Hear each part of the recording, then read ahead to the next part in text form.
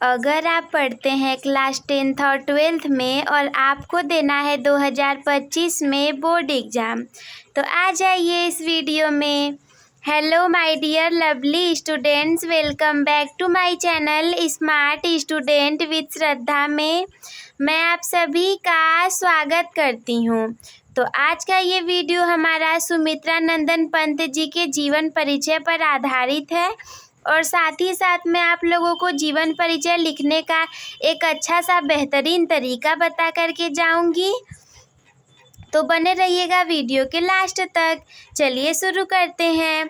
सुमित्रा नंदन पंत जी एक ऐसे व्यक्ति जिन्होंने कहकर ही गए हैं कि आप लोगों को 3 अंक तो दिला करके ही जाएंगे और कुछ लोगों को तो ये 5 अंक भी दिला करके जाएंगे। और वो कैसे, चलिए ये भी बता देती हूँ। अगर आपके एग्जाम में जीवन परिचय लिखने के लिए आता है तो 3 अंक पक्के, और अगर दो नंबर की इनकी रचनाएं पूछी जाएंगी तो उसके भी 2 अंक पक्के। मिला जुलाकर 3 से 5 अंक तो आप लोग के पक्के भी हो जाएंगे।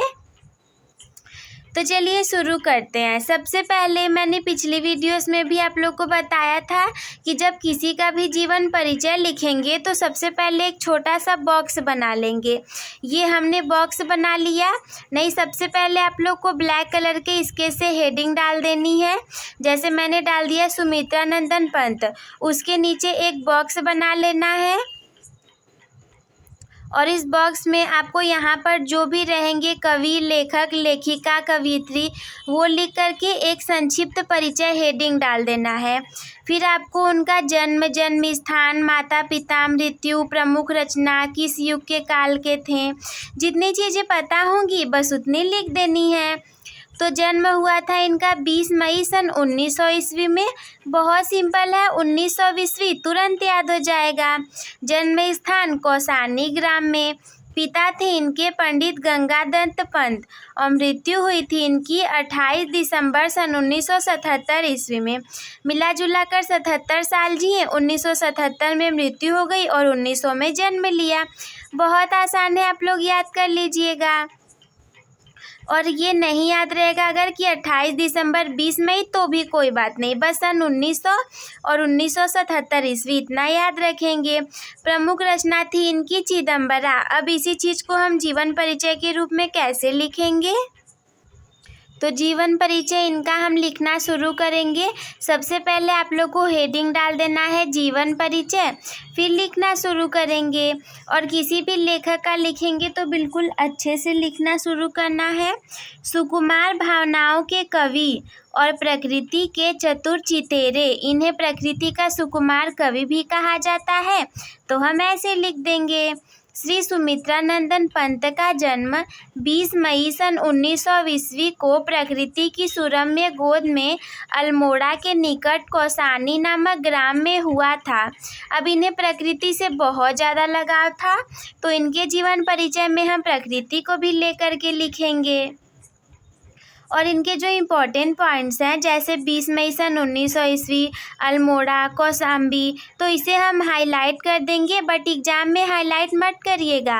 अपने नोट्स में पढ़ने के लिए तो आप हाईलाइट कर सकते हैं, बट एग्ज़ाम में आप लोग इसे ब्लैक स्केच से, या फिर अगर ब्लैक स्केच नहीं होगा तो पेन से लिख करके ही नीचे अंडरलाइन कर दीजिएगा, ताकि एग्जामिनर को ये अच्छे से दिख जाए और वो आप लोगों को नंबर दे दे।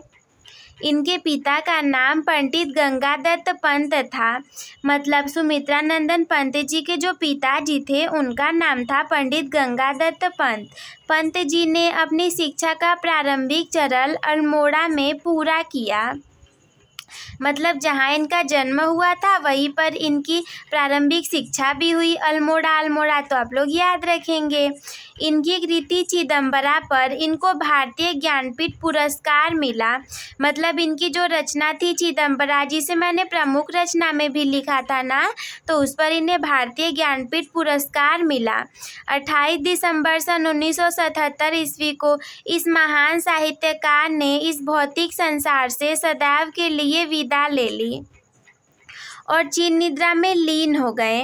मतलब 28 दिसंबर सन 1977 ईस्वी को ये स्वर्ग सिधार गए।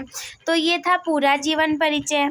अब इनकी हम कुछ रचनाओं को भी लिख लेंगे। मान लीजिए आपको अगर नहीं याद है, याद होंगी तो आप लोग सारा लिख लेंगे, और अगर नहीं याद होंगी तो जितनी याद है जो बॉक्स में लिखे हैं वही लिख देना है। जैसे चिदम्बरा, कला और बूढ़ा चांद,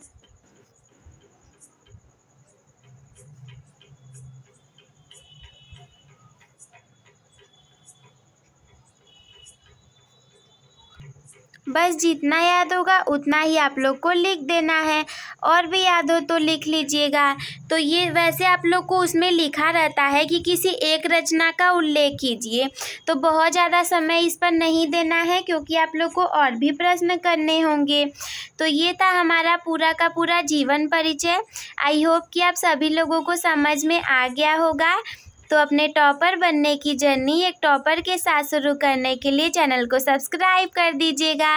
वीडियो का टारगेट हमारे केवल और केवल 100 लाइक्स का है, तो आप लोग इसे पूरा कर दीजिएगा। अपने दोस्तों फ्रेंड्स लोगों के साथ भी शेयर कर दीजिएगा। और अगर कोई भी डाउट मन में हो, जो वो डाउट जो आप लोग किसी से पूछ नहीं पाते हों कि कोई भी परीक्षा से रिलेटेड, तो आप लोग मुझसे कमेंट बॉक्स में ज़रूर पूछिएगा और मैं आप लोग के कमेंट का रिप्लाई देने की पूरी कोशिश करती हूँ। वीडियो देखने के लिए धन्यवाद।